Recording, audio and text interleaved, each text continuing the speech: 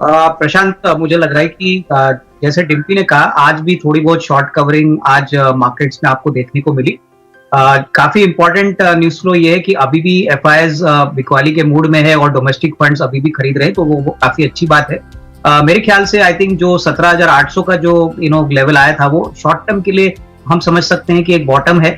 और आगे आने वाले दिनों में जब तक निफ्टी 18,400 18,450 क्रॉस नहीं करता, तब तक मार्केट्स एक छोटे दायरे में रहेगा। मेरे ख्याल से इन्वेस्टर्स को कॉशियसली अपने स्टॉक सिलेक्शन पर फोकस ज्यादा करना चाहिए, क्योंकि हमको लग रहा है कि अभी जनवरी से Q3 के नंबर्स अर्निंग्स नंबर्स आएंगे, तो obviously news flow company specific काफी ज्यादा होगा। तो मेरे ख्याल से इंडेक्स में जो शॉर्ट कवरिंग हुई है, वो शायद 1-2 दिनों के लिए और चलेगी, और उसके बाद मार्केट्स वापस थोड़ा डल रहेगा, क्योंकि ईयर एंड खत्म हो रहा है। तो उस पॉइंट ऑफ व्यू से स्टॉक स्पेसिफिक अप्रोच लेना चाहिए। और कई बार मुझे लग रहा है कि अभी मार्केट्स में इमीडिएटली कोई पैनिक सेलिंग होगी, ऐसा मुझे नहीं लग रहा है।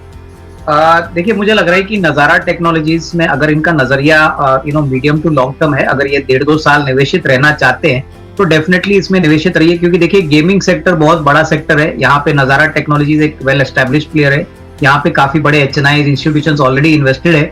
अभी कंपनी ने बोनस दिया था। मुझे लग रहा है कि कहीं ना कहीं अगर किसी को एक मीडियम टर्म व्यू लेना है, तो डेफिनेटली इसमें निवेशित रहना ही ठीक रहेगा, क्योंकि आने वाला साल दैट इज FY 24 और 25 में हमको लग रहा है कि अच्छी तरह से बिजनेस ग्रो होने की अपेक्षा है। तो यहाँ पे होल्ड करिए, बट टाइम फ्रेम थोड़ा लंबा रखिए, क्योंकि शॉर्ट टर्म में हो सकता है कि स्टॉक शायद इतना बड़ा अपसाइड ना दिखाए, बट 12 to 18 मंथ्स का टाइम फ्रेम कोई रखता है तो अच्छी खासी कमाई हो सकती है।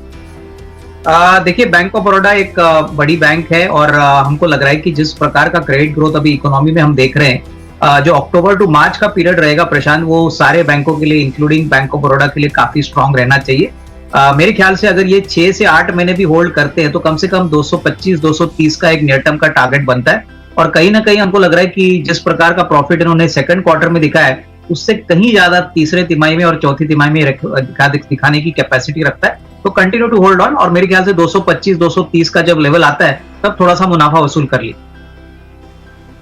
देखिए, कैस्ट्रॉल इंडिया बहुत समय के बाद इन्होंने बहुत अच्छा वॉल्यूम ग्रोथ Q2 में दिखाया है, और ये एक MNC कंपनी है, ब्रिटिश पेट्रोलियम इनकी मेजर शेयर होल्डर है, अच्छे खासे डिविडेंड्स भी देती है। मेरे ख्याल से अगर इनका नजरिया कम से कम 6 to 12 मंथ्स है, तो ऑटो सेक्टर में अभी वापस एक रिवाइवल और एक बहुत अच्छा तेजी का माहौल देखने को मिला है। OEM सेक्टर में तो ये काफी अच्छे प्रीमियम प्लेयर है, रिप्लेसमेंट मार्केट में भी काम करते हैं। तो मेरे ख्याल से यहाँ पे होल्ड करिए। मुझे लग रहा है कि ये लेवल बहुत अट्रैक्टिव है। अगर आप साल भर का नजरिया देखते हो, तो मेरे ख्याल से कम 160-65 का लेवल कंफर्टेबली पॉसिबल है, प्लस डिविडेंड्स तो आएंगे। तो ओवरऑल आई थिंक होल्ड करने की राय रहेगी। SJVN के इन्होंने 2000 शेयर लिए हुए हैं 41.20 के भाव पे। SJVN के 2000 शेयर हैं 41.20 के भाव पे। होल्ड करें या फिर सेल करें, ये पूछ रहे हैं। अविनाश जी, क्या होगी सलाह? देखिए, SJVN एक काफी बड़ा हाइड्रो पावर प्लेयर है, और काफी समय के बाद इसमें एक अच्छा उछाल दिखा है। सबसे बड़ी बात, अभी गवर्नमेंट हाइड्रो पावर को बहुत ज्यादा अहमियत दे रही है। इनफैक्ट ग्रीन एनर्जी का दर्जा इन्होंने इसको दिया है। हमको लग रहा है कि आने वाले बजट में हो सकता है कि ग्रीन एनर्जी को लेके काफी बड़े अनाउंसमेंट्स हो। तो इस पॉइंट ऑफ व्यू से इस स्टॉक को जरूर होल्ड करना चाहिए। अगर नतीजे की बात करें, तो नतीजे भी Q2 में काफी स्ट्रांग थे। इनकी एक एक्सपेंशन भी इंप्लीमेंट हो रही है March 23 में। तो ओवरऑल प्रोस्पेक्ट्स काफी अच्छे हैं, लेकिन एक बात ध्यान में रखें कि ये थोड़ा स्लो मूवर स्टॉक है, इसमें थोड़ा सा टाइम जरूर लगेगा। तो करीबन 12-15 महीने का टाइम फ्रेम रखिए, और इसमें डेफिनेटली निवेश जो है वो होल्ड करके मेरे ख्याल से रिस्क रिवॉर्ड की अपेक्षा कम से कम 6 to 12 मंथ्स में मिलेगी। मेरे ख्याल से देखिए, ओरिएंट ग्रीन में अभी एक टर्न अराउंड होने की स्ट्रॉन्ग पॉसिबिलिटी है, और शेयर ऑब्वियसली नीचे लेवल से काफी चला है। मेरे ख्याल से देखिए, नजरिया अगर मीडियम टू लॉन्ग टर्म है, तो ये भी एक ग्रीन एनर्जी का बड़ा प्लेयर है। ग्रीन एनर्जी एक ऐसा सेक्टर है जहाँ पे गवर्नमेंट भी बहुत एग्रेसिवली फोकस कर रही है। तो कहीं ना कहीं हमको लग रहा है कि अगले साल 1.5 साल का अगर नजरिया है, तो यहाँ पे होल्ड करे। टर्न अराउंड जब होगा, तभी मेरे ख्याल से प्रॉफिटेबिलिटी भी काफी मजबूत तरीके से आ जाएगी, और इसमें कोई डाउट नहीं कि इनका जो बिजनेस मॉडल है वो काफी रोबस्ट है, बट प्रॉफिटेबिलिटी का इंतजार है। तो टाइम फ्रेम थोड़ा लंबा रख के यहाँ पे होल्ड करने की राय।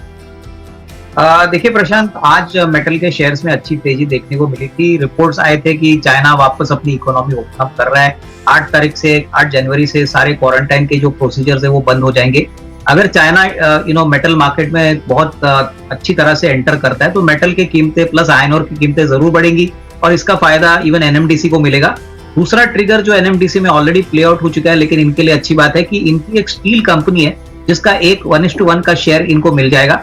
तो ये भी एक थोड़ा सा वैल्यू क्रिएशन का एक अच्छा मौका है। तो मेरे ख्याल से अभी निवेशित रहिए, जल्दबाजी मत करिए। मेरे ख्याल से अगले 2-3 महीने में होपफुली अगर मेटल मार्केट में तेजी आती है तो ऑब्वियसली एनएमडीसी का शेयर को भी अच्छी तरह से रेटिंग मिलेगी।